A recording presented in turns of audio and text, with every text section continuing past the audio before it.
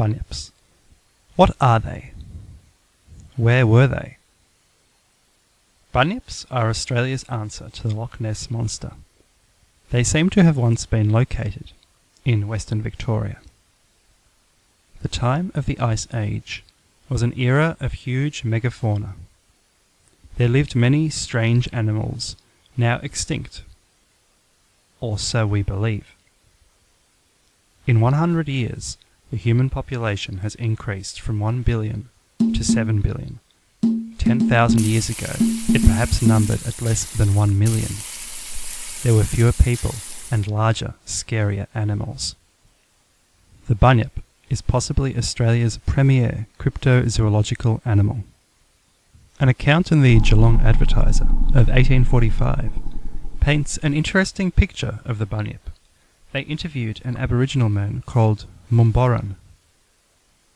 He stated that the bunyip had characteristics in common with both a bird, but also with an alligator.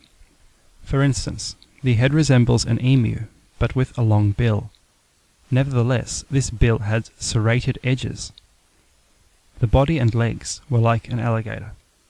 The extremities have long claws, and the legs are very strong. Strange descriptions of it seem to imply it might be part dinosaur, but also part marsupial or monotreme, which are creatures which are essentially mammals, yet maintain some primitive reptile or bird-like characteristics in terms of reproduction or even appearance. That is a rough and messy way to explain the difference in our animals. In this, it was possibly a relic of the great Australian megafauna which once dominated our landscape over 10,000 years ago. The world is full of strange and bizarre creatures. If we can't see sea monsters, do they really exist? I would suggest the answer would be a cautious yes, in many cases, but not all. The very rare oarfish was almost unknown to everybody except for the fact that cyclones tend to wash them in. Two were found washed up and displayed for the media several years ago. Fishermen simply never dredged one up, so no one really knew about them. The one thing going against the bunyip was that no one seems to have claimed to have seen it in over 100 years. When museum people showed Aborigines the remains of extinct large Australian marsupials, that is, the megafauna, the Aborigines would often simply say that it was the bunyip. Various Aborigines stated that the usual method of killing was bear-hugging its prey. It swam like a frog in the water, but walks on its hind legs on land with its head up, and it measured perhaps 12 feet in height. It is also said that the bunyip had feathers like an emu, with a similar body. Though it was a water creature, it is possible the descriptions related to different now extinct animals, which were on the verge of extinction 200 years ago. William Buckley, an early pioneer, wrote that the bunyip was also seen in the lakes west of Geelong, Western Victoria. So off we went. Late in 2013, we hopped into the car and finally drove out to a couple of lakes in Western Victoria to find out, including Lake Mottawarri. In nearby Winchelsea, we met a man who said he was a count from a noble family famous in European history. I won't give his name, but he said he was escaping from civilization, and he told us that there was no one off at nearby Lake Murderduke, so it was a good place to visit. Sounded excellent, or so we thought, so we drove over. Western Victoria has lots of these long straight roads that go forever, until you come to another long straight road. Australia is very ancient. The land around here is generally flat as a pancake, with occasional rivers like this one, as well as granite outcrops from recent volcanic activity. It is kind of hard to find the entrance. There is just a road which circles the lake. Eventually we found the gate, and pushed it open and entered. But not really. We found a sign proclaiming access to Lake Murderduke. The flies were the worst I've ever seen. Firstly, you need some kind of four-wheel drive to actually get in, so we soon abandoned the car after the bumpiest ride of our lives and proceeded on foot to try and get closer. There were several obstacles, such as flies, spiky grass, and seed pods of the worst kind, and mud. This is me swatting the flies away. We eventually got to a barbed wire fence, which one didn't seem to be able to get through, so we turned around and slowly made our way back. So much for that idea. The lake simply shimmered in the distance, teasing us. We didn't see any bunyip. Unable to get any closer, we abandoned the search of Lake Murderduke. Back near Winchelsea, we found an amazing haunted house called Bunyip. It was an interesting experience. Here is me pointing out where a newspaper article showed the existence of a ghost. Here's a spooky mirror. This is a panic or luggage room. And this is a dungeon. There's the owner. Unfortunately, her husband died of gastroenteritis. This room's not haunted at all. The bathroom seems it could do with an update. And here are some vengeful scratchings. And a scary teddy.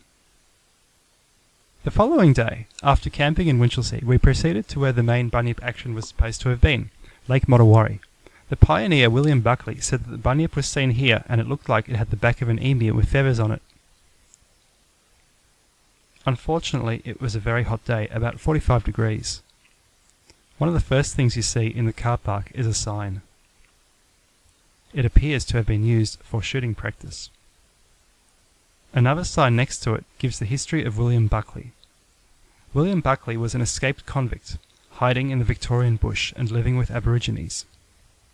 The strange chance of his survival in the wilderness is said to have arisen the phrase, "You got Buckley's chance," which means don't even bother. 30 years before Melbourne was established, it was decided to form a settlement nearby called Sullivan Bay in 1803, which was abandoned the next year due to poor soils. Buckley was part of this group. On hearing they were shifting to Tasmania, Buckley and a group of men decided to escape. Aborigines who saw him took him in, believed him to be the returning spirit of a slain tribesman. Buckley was thus one of the first white men to explore Victoria, in an era when Victoria did not even have any settlements. He was also one of the first anthropologists, witnessing the wars and blood feuds among the Aborigines for 32 years, eventually becoming a sort of Aboriginal elder himself. Buckley was told of men with ships in Port Phillip. He walked into the camp of the Port Phillip Association, men who would go on to help found early Melbourne. Buckley first claimed to be a shipwrecked sailor, but slowly revealed his true identity. Later that year he was pardoned by the Governor of Tasmania. His knowledge of the landscape and Aboriginal language would prove invaluable. He had been living in the bush for 32 years. In his 1852 biography, he told of a fearsome monster. He wrote, "In Lake Motowari, as well as in most of the others inland, is a very extraordinary amphibious animal which the natives call Bunyip. He says he even saw it on several occasions. I could never see any part, except the back, which appeared to be covered with feathers of a dusky grey colour. It seemed to be about the size of a full-grown calf.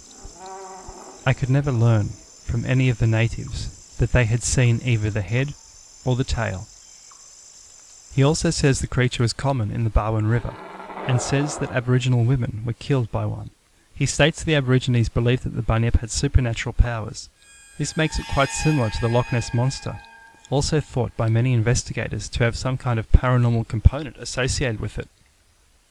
The information found at the lake includes an old sketch of the bunyip, and it claims that the bunyip may have been a seal which migrated inland. I am not satisfied with this explanation. If it was a seal, it might have been identified as such long ago, and we would not have elaborate descriptions of something clearly different. Those black specks on the water are actually birds. We stayed about 2 hours and left, unable to take the flies any longer, but they were not as bad as at Lake Murderduke, which was next to some sort of cattle farm. This is me swatting the flies away again. There are millions of them of different sizes, which are rather annoying. Also strange tiny little flies I haven't seen before, which cluster on the arm. One aspect of the lake is that it is a reducing environment. If you press your shoe into the ground, you see that the lake is turning everything into a sort of black tar. I had once read in a book about Loch Ness that there are two types of lakes in Scotland, oxidizing and reducing. Oxidizing lakes rot organic matter with oxygen, producing horrid smelly gases. Reducing lakes, however, mimic early Earth and would provide an interesting possible environment for early Earth creatures. These lakes take oxygen away from rotting materials, turning them into primitive primordial sludge, which looks a lot like crude oil. We noticed that this strange depression appeared to be the fossil of a boat bottom. The other problem was more disheartening. We learned from the information that there were once eels in the lake. This got me thinking about the Loch Ness, which is also full of eels and presumably part of the food source for whatever once may have also lurked there. Another disheartening thing was the presence of nearby civilization. It was obvious that this was no longer the untouched habitat it once was. Then there is the proximity to the rapidly expanding city of Geelong. The lake has also been used for jet skiing, speedboating and fishing for decades. The small relative size of the lake meant that it was apparent that the bunyip no longer existed here. There are no longer eels in this lake. The creature is gone. The relentless march of mankind over this planet has sealed its fate. I got the idea that early farmers in the area, worried about their sheep, would certainly have been interested in camping out here to bag the animal, perhaps shooting it. The time we were there, we did not see any bunyip. It was, however, an interesting adventure.